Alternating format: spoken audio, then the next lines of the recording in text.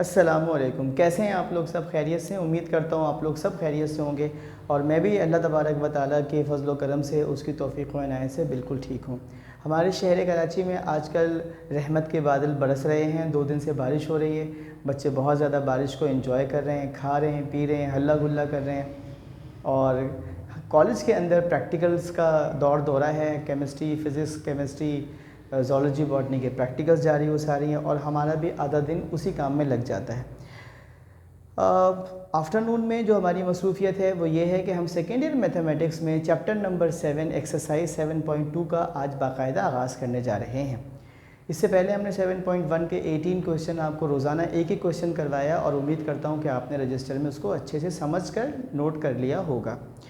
कल जो मैंने 3 शॉर्ट्स बनाए थे अपने मैथमेटिक्स के, उसमें मैंने आपको स्लोप के फार्मूलाज और कंडीशंस के 2 लाइंस अगर पैरेलल हों तो उनके स्लोप आपस में बराबर होते हैं और 2 लाइंस अगर परपेंडिकुलर हों तो उनके स्लोप्स का प्रोडक्ट -1 के बराबर होता है। इस पर कल हमने शॉर्ट बनाया था। आज हम 7.2 का आगाज़ कर रहे हैं। क्वेश्चन नंबर 1 करवाएंगे और क्वेश्चन नंबर 1 के 4 पार्ट्स हैं। इसमें हम स्लोप निकालना सीखेंगे, ठीक है? तो आ जाएँ जल्दी से इसकी तरफ आ जाते हैं। 7.2 mathematics second year question number 1, find the slope of the line passing through the given pair of points. आपको पेयर मिलेगा पॉइंट्स का और आपको उसका स्लोप निकालना है, यानी स्लोप का मतलब है m आपको मालूम करना है। सोल्यूशन की हेडिंग दी, पहला पार्ट है आपके पास a 3,7, b 2,9।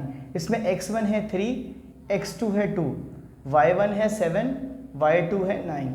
सोल्यूशन की हेडिंग डालने के बाद आप ये लाइन लिखेंगे, इसकी आदत डाल लें, आपको आसानी हो जाएगी लिखने में। Let m be the slope of the line passing through the points. कुछ भी नहीं है, बस ये वही है जो आपको दिया हुआ था, a 3,7, b 2,9। उसके बाद कल हमने फार्मूला बताया था, स्लोप का फार्मूला होता है m is equals to tangent theta या m is equals to y2 minus y1 upon x2 minus x1। जैसे कि मैं अभी इसमें x1, x2, y1, y2 बता चुका हूँ, तो मैंने वही किया है। y2 में से y1 को माइनस कर दिया, यानी 9 में से 7 को माइनस कर दिया, और नीचे x2 में से x1 को माइनस कर दिया, यानी 2 में से 3 को माइनस कर दिया। ठीक है, तो आप देख सकते हैं कि जैसे ही आप इसको माइनस करेंगे तो ऊपर बचेगा 2, नीचे आएगा -1। 2 अपॉन -1 का मतलब है -2। ठीक है, इसका पार्ट 2 क्या है? C पॉइंट है और इसके कोऑर्डिनेट्स हैं 5, -2 और D है 3,6। वही लाइन जो आपने ऊपर लिखी थी, इसके सिर्फ जो वैल्यूज़ हैं वो चेंज हो गई है, बाकी जो वर्डिंग है वो सेम है। Let m be the slope of the line passing through C 5, -2, D 3,6। ठीक है, स्लोप का वही फार्मूला है, m is equals to y2 minus y1 upon x2 minus x1। बेटा ये y2 है -2, ये y1 है 6, ये x2 है 5, ये x1 है 3। फार्मूले में रखेंगे, फार्मूले में भी माइनस है और वो खुद भी माइनस है, तो जाहिर सी बात है कि जब आप y2 में से y1 माइनस करेंगे तो ये आपके पास बन जाएगा 6 आपके पास y2 है और 2 आपके पास -2 y1 है, तो 6 -2 और ये खुद भी माइनस है, माइनस माइनस प्लस हो गया, 6 + 2 8 अपॉन नीचे क्या था x2 माइनस x1। x2 क्या है आपके पास 3, x1 क्या है 5।